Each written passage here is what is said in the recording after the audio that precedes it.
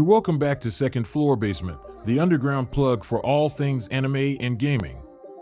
Today, we're diving headfirst into the wild, chaotic, absolutely bonkers world of Dandadan. From high-speed exorcisms to aliens who are way too obsessed with human anatomy, this series does not. So if you're into psychic throwdowns, cosmic nonsense, and that good anime madness that keeps you yelling at your screen, you're in the right spot. Before we jump in, make sure to smash that subscribe button and hit the bell so you never miss a single recap, review, or theory from the basement where it all goes down. Let's get weird. After a bad breakup with her boyfriend, Momo Ice briefly defends a loner student from some bullies. Shortly after the period ends, the two get into an argument over an occult magazine, as the student believes in the existence of extraterrestrial aliens while Momo believes in the existence of supernatural entities. Momo and the student then challenge each other to prove their respective beliefs are real, with Momo going to an abandoned hospital to contact a UFO and the student going to an isolated tunnel to find a spirit. Suddenly, both are validated when the student gets possessed by a spirit named Turbo Granny, who demands to take his banana, while Momo is abducted by aliens called the Serpo, who claim they want to mate with her as an experiment. The student and Turbo Granny are able to enter the UFO through Momo's discarded cell phone, while Momo remembers the words of her grandmother and gains psychokinetic powers, as the two join forces to beat up the Serpoians and crash the UFO back down to Earth. The student then introduces himself as Ken Takakura, the same name as the actor Momo idolizes. Momo and Ken, who is then nicknamed Okarun by Momo to avoid being flustered by his real name, go to Momo's grandmother's house to recuperate as Momo holds Okarun's curse at bay. There, they are attacked by a monster that resembles a sumo wrestler who traps them within the property's realm. Initially believing the monster is an evil spirit, they soon realize it is actually the Flatwoods monster. Okarun forces Momo to release her powers holding off the curse to fight off the alien, which transforms him into a yokai form that balances him and Turbo Granny. Despite this, they do not deal enough damage to the alien, who wounds Okarun. Momo lures the alien to the property's gate, allowing herself to be pushed out the gate's boundaries. She grabs Okarun and places a talisman that wards off spirits at the gate, burning the alien as they are freed from its realm. Relieved they won, Momo passes out from exhaustion. Without her powers keeping the curse in check, Turbo Granny fully possesses Okarun. Momo's grandmother and spirit medium Seiko arrives home and incapacitates the possessed Okarun. After regaining consciousness, a worried Momo asks Seiko what happened to Okarun. Seiko points to the property's shrine, where Okarun is being kept safe. Momo explains to her grandmother of Okarun's situation while also revealing her newfound ability to use psychokinetic powers. Seiko expounds on the circumstances of Turbo Granny, adding she had fused with a stronger location-bound crab spirit found in the tunnel. Despite Seiko's warning to not fight the spirit, Momo is determined to help Okarun, prompting Seiko to tell Momo and Okarun that Turbo Granny's power is weaker in the city outskirts and have them train the next day. Turbo Granny later appears and tells Momo they must fight her in the tunnel, threatening to use Okarun's curse to kill more people if they do not comply. Left with no other options, Seiko blesses Momo and Okarun with protective clothing and the two head for the tunnel to fight Turbo Granny. After arriving at the tunnel, Momo and Okarun plan to lure Turbo Granny to the city outskirts to defeat her, but they are immediately cornered by Turbo Granny, who takes away Okarun's curse. Momo goads her to a game of tag, distracting her long enough for Momo and Okarun to capture her and regain Okarun's curse. They attempt to run for the outskirts and escape the crab spirit and corpses possessed by Turbo Granny to no avail. Despite Okarun using his yokai form to outrun them, Turbo Granny also breaks free from Momo's grasp. Momo lures Turbo Granny on a train traveling to the city outskirts, and Momo and Okarun, with the help of Seiko, defeat Turbo Granny and presumably free Okarun from the curse. They return to the tunnel to pay their respects after learning Turbo Granny originally set out to comfort the spirits of girls who were victims of sexual assault and died horrible deaths. Momo later tells Okarun she is looking forward to seeing him the next day, much to Okarun's delight. As Momo and Okarun begin to bond at school, they get into a quarrel when Momo's friends misinterpret them as a couple after seeing them accidentally kiss. Okarun goes to the bathroom to relieve himself, where he makes a startling discovery.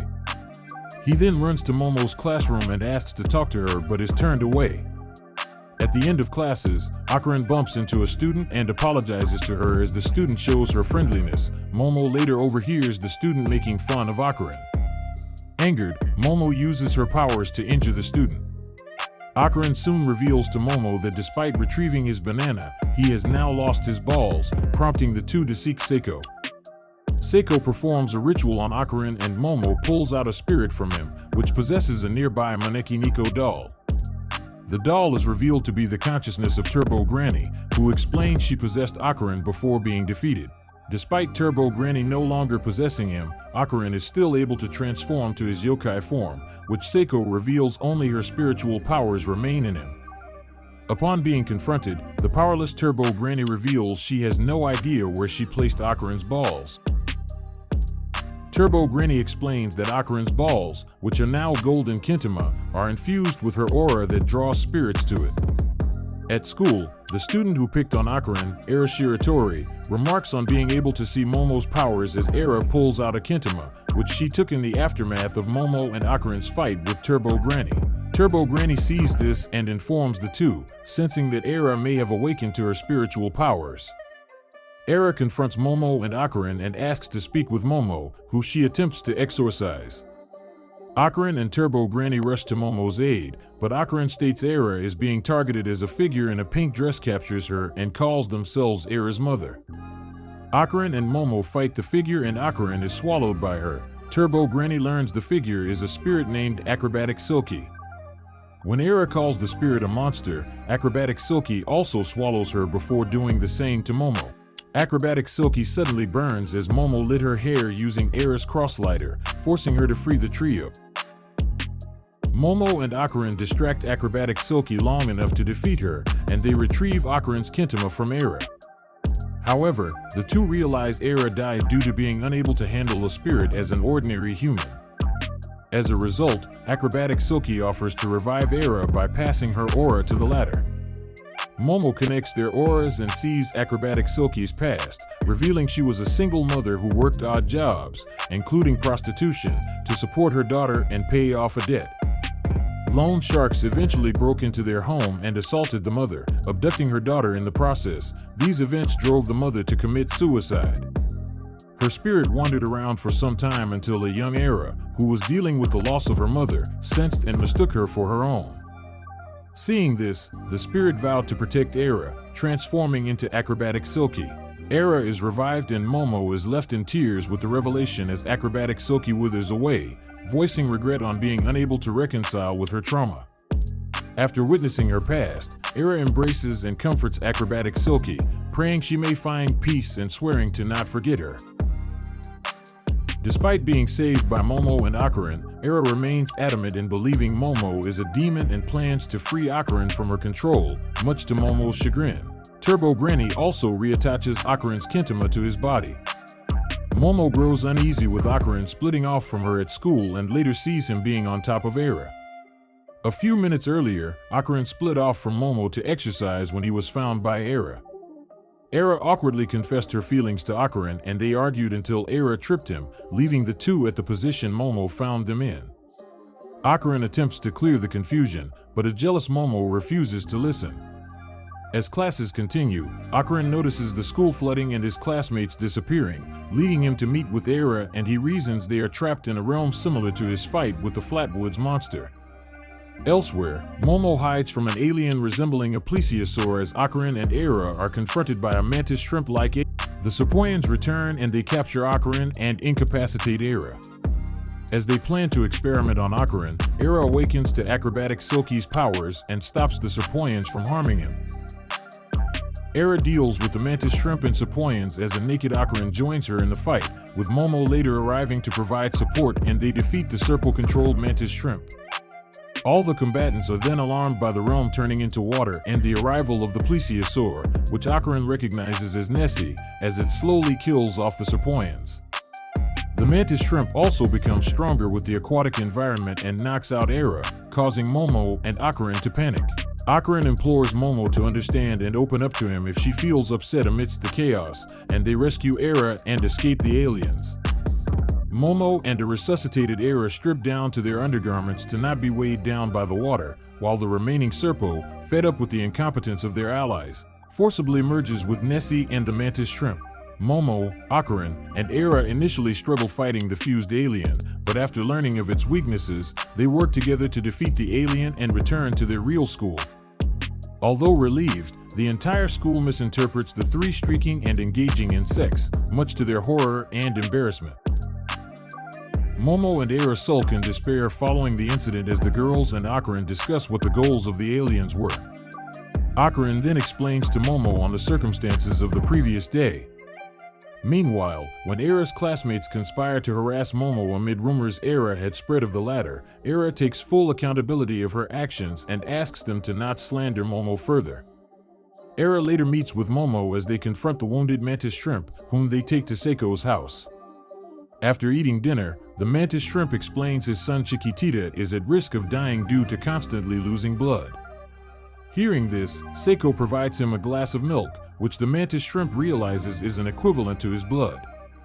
Overjoyed, the mantis shrimp is allowed by Seiko to abduct a cow and gives his thanks, promising to help the group if they need him.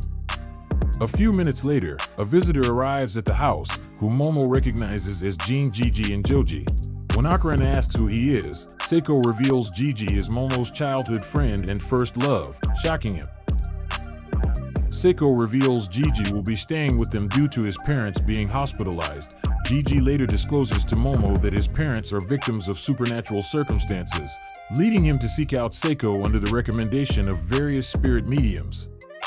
While Gigi transfers to Momo and Okarun's school, Okarun grows anxious and jealous with Gigi bantering with Momo, causing him to assume Momo will cut ties with him if she starts dating Gigi. As he leaves Momo and Gigi during one occasion, Okarun encounters a sentient anatomical model named Taro running away, leading him to call out Momo. Momo then notices a shiny object under Taro's groin, which she assumes is Okarun's remaining kintima. Momo, Okarun, and a confused Gigi chase Taro throughout the city, and they follow him to a junkyard, where Taro reunites with another anatomical model named Hana. After hearing Taro's proclamation of love to Hana, Okarun realizes he is in love with Momo, and becomes inspired to continue fighting for her. After realizing the kintima Momo saw was just a Christmas ornament, the group takes Hana to Seiko's house where they wait for Taro to visit. As Gigi increasingly experiences hallucinations of the spirit responsible for his parents' illness, Momo, Gigi, and Okarun travel to Gigi's cursed house as Okarun continues to be jealous of Momo and Gigi bonding. Remembering Taro's proclamation, Okarun tries to catch Momo's attention with his interests, though he manages to get Gigi interested to his surprise. They arrive at Gigi's house, unaware they are being watched.